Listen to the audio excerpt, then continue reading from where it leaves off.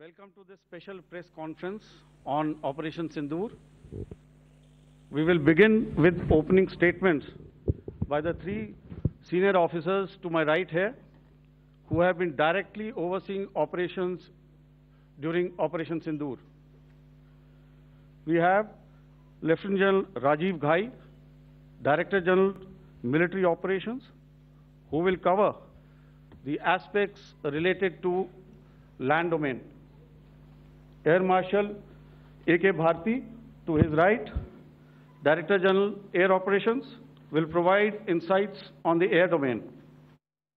And to my right is Vice Admiral A.N. Pramod, Director General Naval Operations, who will cover aspects on maritime domain. Following their briefings, we will move on to the question and answer session. I now request the Dgmo to commence the opening brief. Thank you, Sandeep. A very good evening to all of you, ladies and gentlemen. You are all by now familiar with the brutality and the dastardly manner in which 26 innocent lives were prematurely terminated at Pahalgam on the 22nd of April. When you combine those horrific scenes and the pain of the families that the nation witnessed with numerous other recent terrorist strikes on our armed forces and defenseless civilians, we knew that the time had arrived to make yet another compelling statement of our resolve as a nation. Operation Sindoor was conceptualized with a clear military aim to punish the perpetrators and planners of terror and to destroy their terror infrastructure. What I do not state here, of course, is the often stated determination of India and its intolerance to terror. It set into motion a very diligent and microscopic scarring of the terror landscape across the borders and the identification of terror camps and training sites. The locations that emerged were numerous, but as we deliberated more, we realized that some of these terror hubs were now bereft of any presence and had preemptively been vacated, fearing retribution from us. There was also a term of reference and our own binding, self-imposed restriction to target only terrorists and thus prevent collateral damage. There were 9 camps that you are now all familiar with, which were confirmed by our various intelligence agencies to be inhabited. Some of these were in POJK, while there were others that were located in the Punjab province in Pakistan. Nefarious places such as Muridke, the hub center of the Lashkar-e-Taiba, has over the years bred infamous characters such as Ajmal Kasab and the likes of David Headley. What followed was a careful scrutiny of each of these sinister locations, their layout, configuration, even the type of construction in each structure, and the terrain obtained around these. This was with an obvious intent to deduce and identify the exact vector that was required for their neutralization, as also the eyes in the sky that we would send up to ensure that we brought back evidence that we had indeed targeted what we set out to. The precise images of these engagements on that fateful and historical night have already been showcased during the first press statement on the 7th of May that was helmed by our Foreign Secretary. I have no doubt in my mind that we achieved total surprise, and those strikes across those 9 terror hubs left more than 100 terrorists killed, including high-value targets such as Yusuf Azhar, Abdul Malik Rauf, and Mudassir Ahmed that were involved in the hijack of IC-814 and the Pulwama blast. The line of control was also violated soon after by Pakistan, and the erratic and rattled response of our enemy was apparent from the number of civilians, inhabited villages, and religious sites such as Gurudwaras that were unfortunately hit by them, leading to a sad loss of lives. The Indian Air Force played a major part in these strikes by engaging some of these camps, and the Indian Navy provided wherewithal in terms of precision munitions. The Indian Air Force obviously had their assets up in the sky, and I will here request Air Marshal Bharti, the Director General of Air Operations, to detail for you the methodology that the men in blue adopted to successfully manifest this mission. Thank you, Rajiv. A very good evening, ladies and gentlemen. It indeed is a difficult time that we have to come here like this and brief you. We could have done without this, but we had no choice. As the Dgmo has detailed, the event was precipitated by the dastardly act at Pahalgaon. The sequence of events have already been detailed. We carefully selected the targets, and out of the 9 selected targets, the target systems that were given to the Indian Air Force were the notorious training camps at Bhavalpur and Muridke, these being further from the international boundary. Through critical target system analysis, we analyzed what was to be done to annihilate these targets and plan to engage these targets with precision air-to-surface guided munitions so as to avoid collateral damage. The modalities of planning process I will not go through at this instant. However, what I would like to show you is the results that we achieved through our targeted airstrikes. Could I have the second slide, please?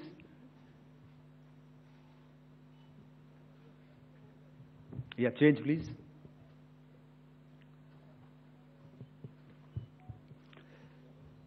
Okay.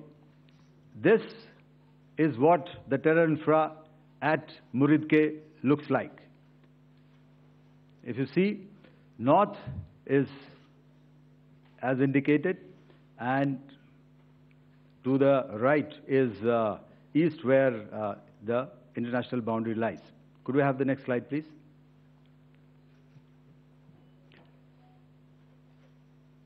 Orientating. Just go back to one slide.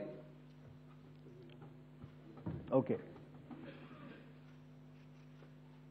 Please have a look at this red building, the series of buildings out here, and this empty ground. Next. If you relate, the empty ground is here, and you see this is the first weapon that is impacting. This is the impact point number 1 on Muridke training camp with our precision guided weapons on early morning 7th. Next, please. Keep your eyes glued for the second weapon coming in and the second impact on the selected target point. Next slide, please.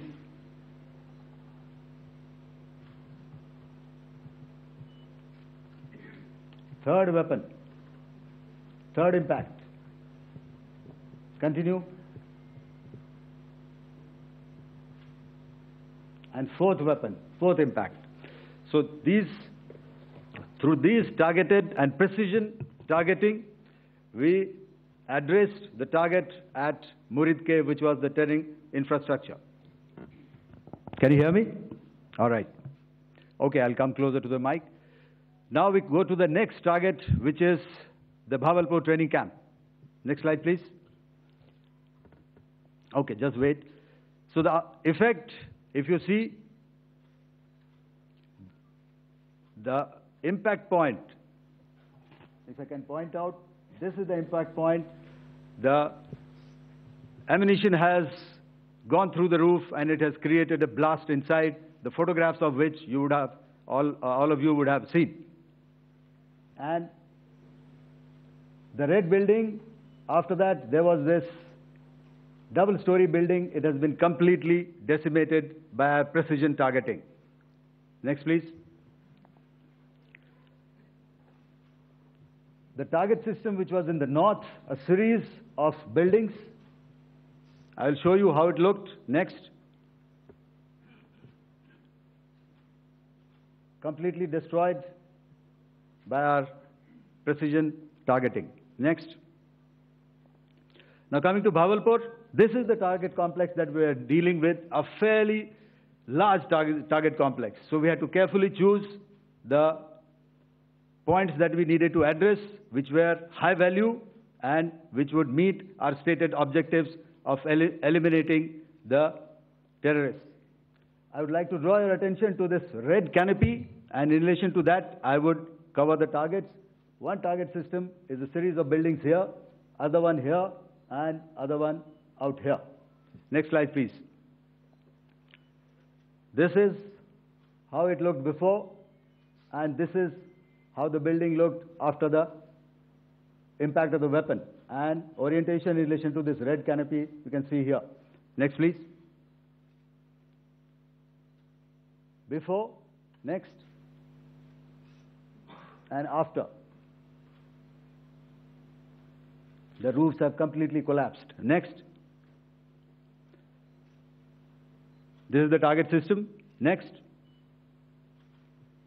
Precision targeting, and we have achieved our objectives here. Next. All right. So that was what we did on the 7th. Our objective was to address these two terrorist camps, and that we did with precision. And thereafter, we maintained a robust air defense posture, because remember, our objective was to target the terrorists and terrorist infrastructure, not any other infrastructure, not the Pakistani military, not the Pakistani any other infrastructure. So that is what we have maintained on the 7th of May.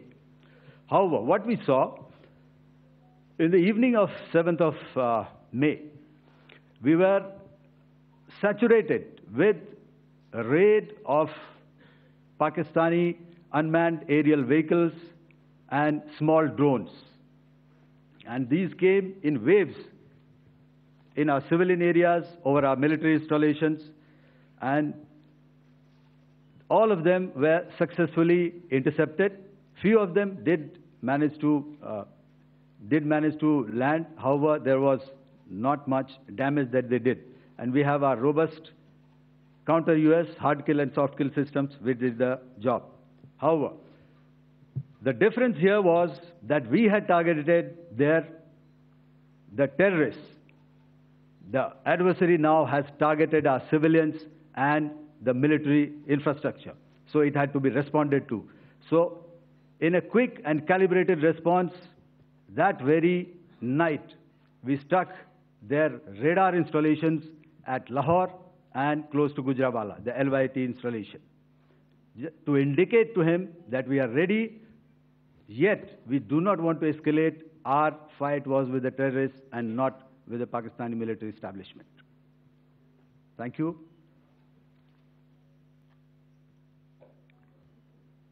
Thank you, Air Marshal Bharti. So, ladies and gentlemen, he's outlined operations not only on the night of 6th and 7th of May, when Operation Sindoor commenced, but also on the subsequent night. Being well aware and familiar with the congenital and impulsive nature of our adversary, and even though we did attempt to reach out and communicate our compulsions to strike at the heart of terror to my counterpart in the immediate wake of Operation Sindoor. The request was brusquely turned down, with an intimation that a severe response was inevitable and in the offing.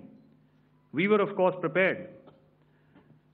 Operations on the 7th and the 8th, Air Marshal Bharti spoken about. On the night of 8th and 9th of May, they flew drones and aircrafts into our airspace all across the borders and made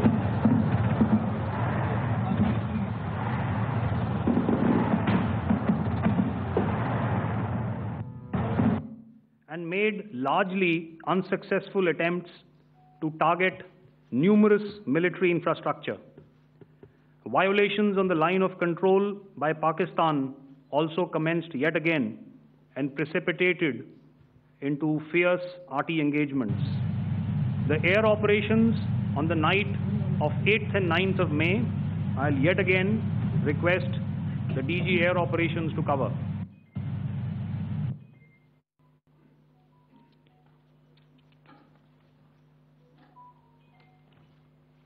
So I just covered what happened on the night of 7th and 8th. What we found that on the night of 8th and 9th, starting as early as 22:30 hours, our cities had a mass raid of drones, unmanned aerial vehicles, UCAVs, starting right from Srinagar, going down right up to Nalia. It was a mass raid in waves, and it was relentless. However, we were prepared, and our air defense preparedness ensured that there is no damage on ground or to any of the intended targets that the enemy might have planned for. The difference between 7th night and 8th night was that on 7th night, he sent in his Yiha class of UAVs, however, these UAVs can go some distance, they are armed. However, on the 8th, less numbers of armed UCAVs were there or UAVs were there, and more numbers of quadcopters, maybe for surveillance or just for harassment of civilians. This continued till midnight. Our air defense preparedness ensured that there was no damage on the ground, either to the military installations or to the civilians. However, the enemy had yet again shown that he wanted to up the ante and he wanted a fight, and we were up to the task. In a measured and calibrated response, we once again targeted his military installations, which included his SAM sites at Malirkant. This also included his surveillance radar sites at Lahore and close to Gujranwala.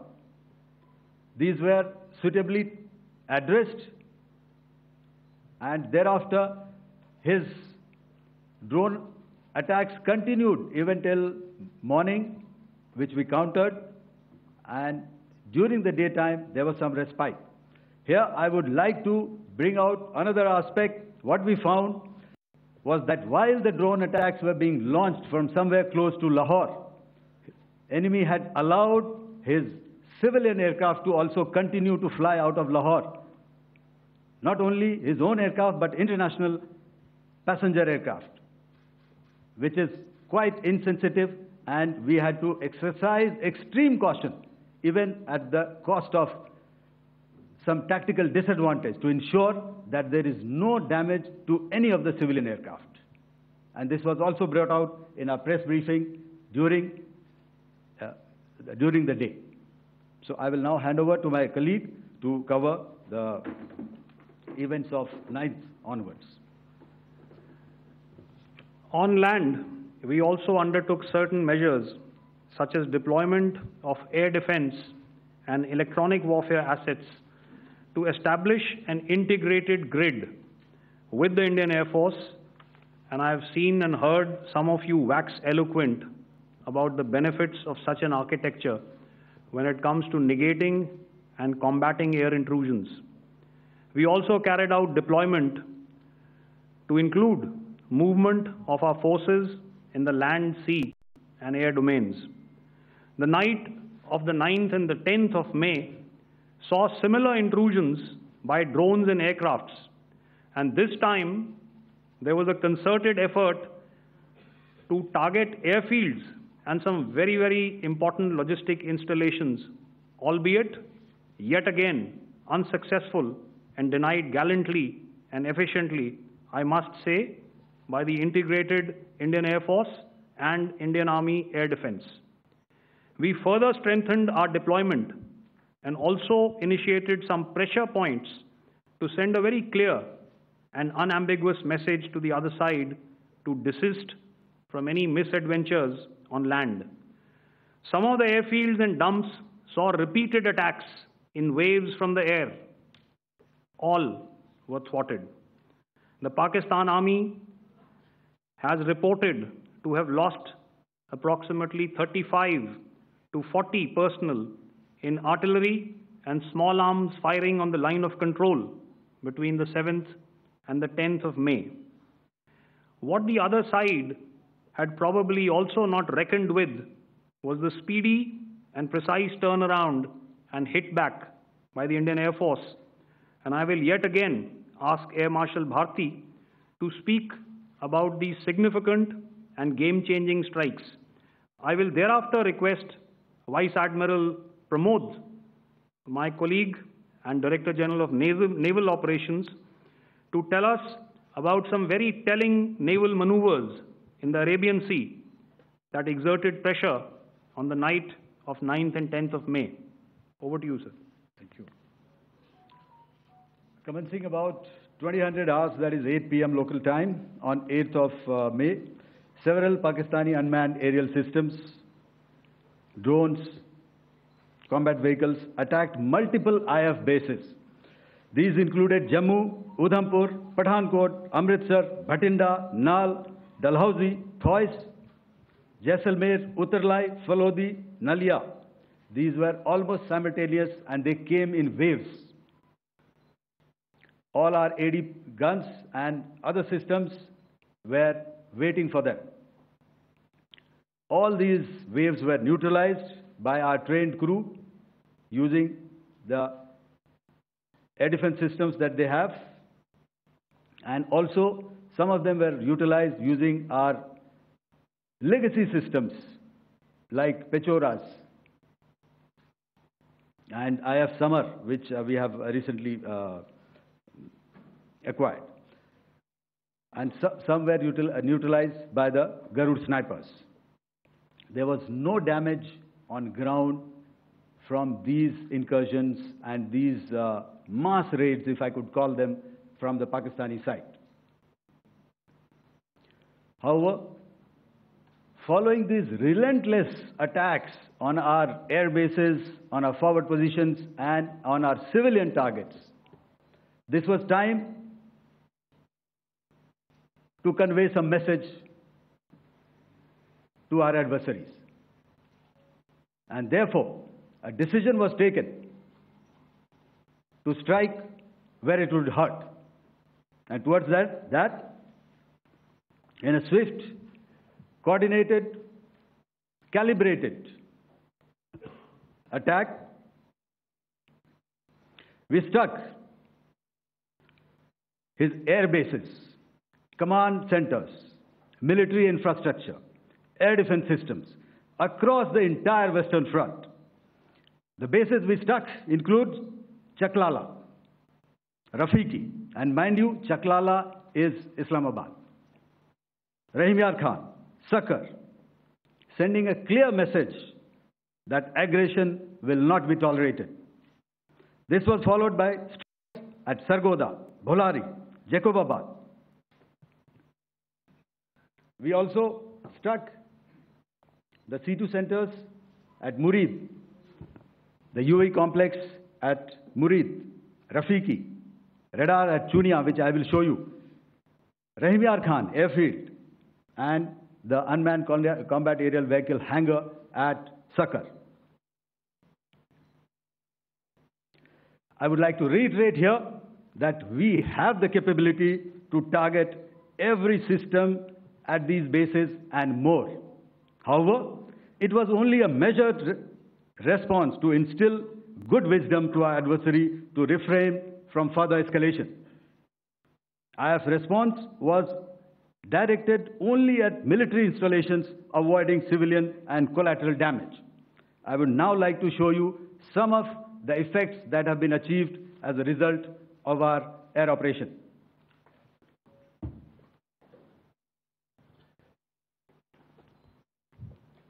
Here is the Pasrur air defense system, if you could see.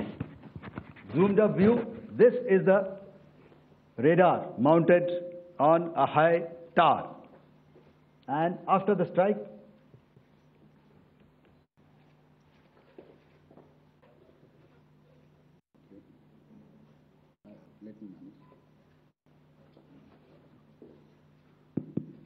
thank you. Can you hear me? Yeah, thank you.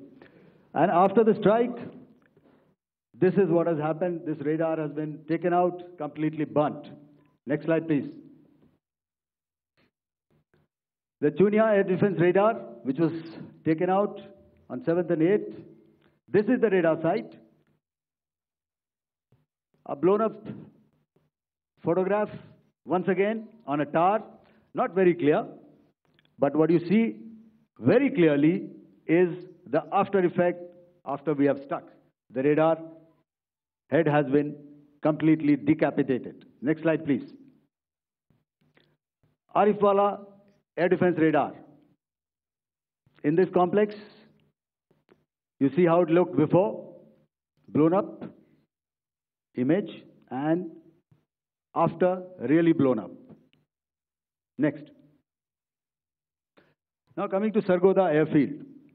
Remember, this is one of their important airfields wherein they have a lot of assets, F-16s, other assets which they keep getting, training institutes. And we have stuck this airfield. It is not, if you zoom in here, then one impact point here on the runway and second impact point of our weapon, precision weapon on the runway. And if you see this blown up, repairing going on. Same here. Next. Rahimyar Khan. This is the area we have struck. A deep strike out here and one complex here. So this is how it looked before, and same, you see a big crater, another crater here, and this complex after strike neutralized. Next. Chaklala airfield, Noor Khan, once again a major air base, a lot of their logistic assets out here. This was the chosen complex that we intended to strike and convey a message. Next slide, please. This is how it looked before, and this is how it looked after our strike. Next. Sakar. We chose the radar site at Sakar. This is the radar site, and after it was struck, this is the aftermath, completely burnt out. Next, please. Aircraft shelter. This is how it looked before the strike, and this is how it looked after the strike. The roof of the buildings completely caved in and burnt. Next. Bolari airfield, aircraft hangar. This is how it looked before, and this is how it looked after the precision strike. Next. Jacobabad, aircraft hangar, and this is how it looked after. Next. So what I'm trying to convey here, ladies and gentlemen, is to start with, our fight was neither with the Pakistani military nor with anybody else. who's there on the other side. Our fight was with the terrorists. We neutralized the terrorists that we selected to be neutralized, and thereafter, we only maintained the air defense posture. However, we were relentlessly pounded by waves after waves, night after night, by his UCAVs, by his drones, and by his other unmanned aerial systems. And that left us with no choice but to retaliate, and yet our retaliation was calibrated, it was graduated, and it was proportionate. Thank you.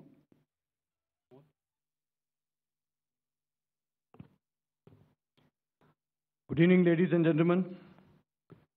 In the aftermath of the cowardly attacks on innocent tourists at Pahalgam in Jammu and Kashmir by Pakistani-sponsored terrorists on 22nd April, the Indian Navy's Carrier Battle Group, surface forces, submarines, and aviation assets were immediately deployed at sea with full combat readiness in concert with the joint operation plan of the Indian Defence Forces. You may be aware that we tested and refined tactics and procedures at sea during multiple weapon firings in the Arabian Sea within 96 hours of the terrorist attack. The aim was to revalidate our crew, armament, equipment, and platform readiness to deliver various ordnance on selected targets precisely. Thereafter, our forces remained forward deployed in the Northern Arabian Sea in a dissuasive and deterrent posture with full readiness and capacity to strike select targets at sea and on land, including Karachi at time of our choosing. The forward deployment of the Indian Navy compelled Pakistani naval and air units to be in a defensive posture, mostly inside harbors or very close to the coast, which we monitored continuously.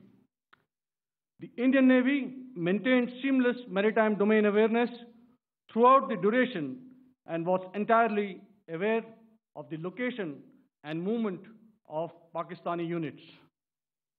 In effect, we had and continue to have good battle space transparency using our maritime domain awareness grid.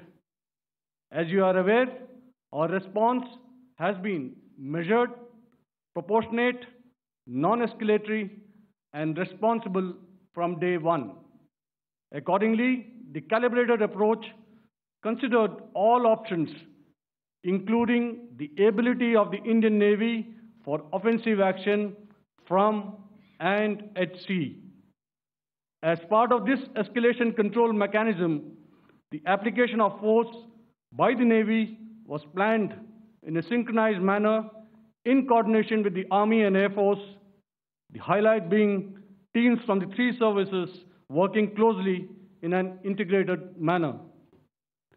Along with the kinetic actions by the Indian Army and Indian Air Force, the overwhelming operational edge of Indian Navy at sea contributed towards Pakistan's urgent request for a ceasefire yesterday.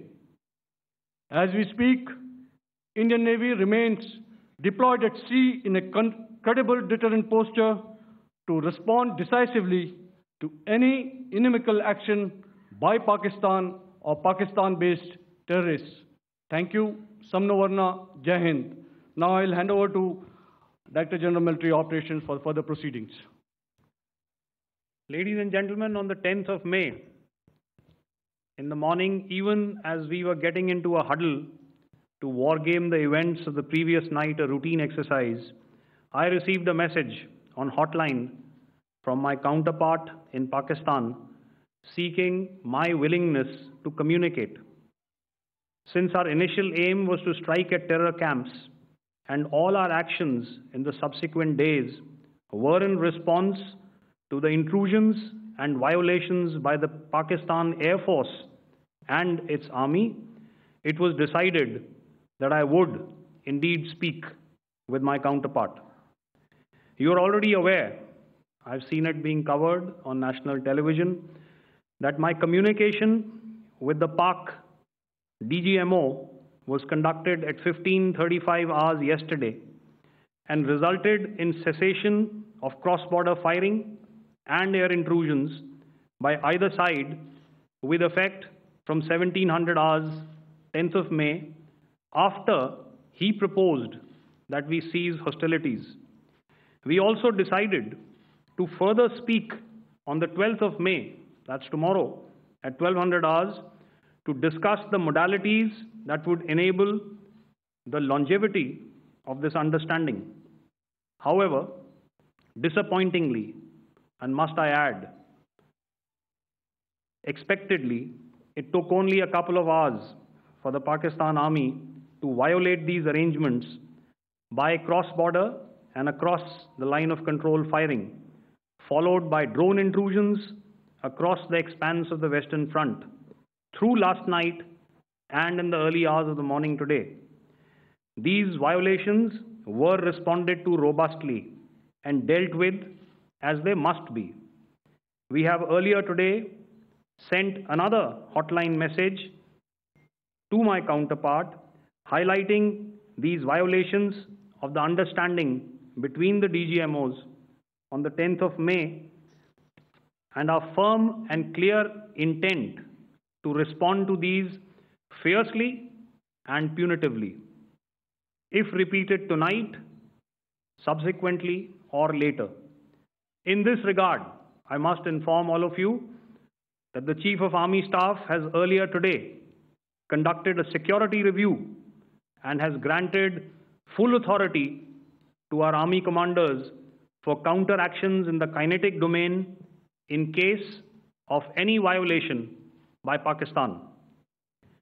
In the end, I pay my solemn homage to my 5 fallen colleagues and brothers from the armed forces and civilians who have tragically lost their lives in Operation Sindoor. Our hearts go out to the bereaved families, and we express our solidarity to them in this lifetime and beyond, at this grave juncture in their lives. Their sacrifices shall always be remembered and spoken of in glowing terms by a grateful nation. We have thus far, ladies and gentlemen, exercised, and my colleague Pramod highlighted this, immense restraint, and our actions have been focused, measured, and non-escalatory. However, any threat to the sovereignty, territorial integrity, and safety of our citizens will be met with decisive force. Jai Hind. Okay, ladies and gentlemen, we are now open for questions. All right, now, since I would not know all of you, I would expect you to please raise the placard or your hand, and once I indicate, I expect you to please give out your name and the media group that you belong to. Keep your questions short, so that we can take as many questions as possible. Also, ladies and gentlemen, kindly bear in mind that confidential aspects may not be answered by the 3 DGMOs. Right. I've got a lot of hands there. Let me start from the left. Left foot always in front when we start marching. So here we have to the left, okay. Yeah, 238. Hello. So this is Manas Pratimugyan from PTI, Press Trust of India. So the understanding that was reached yesterday on stopping the military operations and actions, was it for just 3 days? And what would be the cost escalation if there is violation of this understanding by the Pakistani side? And my subsequent question would be that we have a kind of ceasefire agreement with Pakistan that was finalized in 2003. So will there be some kind of similarities in frameworks between the two kind of understandings, 2003 ceasefire agreement and the current understanding on stopping military operations. And again, what are the costs that will be incurring on Pakistan if Pakistan again resorts to this kind of terrorist activities, because we have made it very clear that the cost will be very high. So I would like to have your thoughts on it. Okay, so I'll answer the latter part of the question first. I also want to add that while the initial ceasefire agreement, as you correctly pointed out, is of the 2003 vintage, but I must remind you that in 2021, in the month of February, and this was then when the crisis in eastern Ladakh was also on, the two DGMOs had spoken and arrived at a ceasefire understanding that lasted right up until this unfortunate attack at Pahalgam. Once our Foreign Secretary had announced the decisions of the CCS in the immediate wake of that attack, he had announced certain measures, and then of course Pakistan had in turn made its own announcements. Since then, there have been certain violations of this ceasefire understanding, and of course after the 7th of May, like I pointed out during my statement, that there have been numerous violations on the line of control especially, and of course along the international boundary by the Pakistan Army and the Pakistan Air Force. This understanding that we spoke about yesterday, no, it was not for 3 days. It was first to stop aggressive and hostile activities immediately, let that order and direction settle down for about 36 hours, and thereafter discuss modalities, like I said, to ensure its longevity. That is tomorrow, on the 12th of May. But unfortunately, we had a violation starting at approximately 1900 hours last night. And we've sent a communique, like I said, to the Pakistan Military Operations Directorate. And we will await as to what happens tonight. All right. The cost escalation, I'll leave it to your best imagination. I've already said that the response will be fierce and punitive. Now, the right foot forward. Yeah.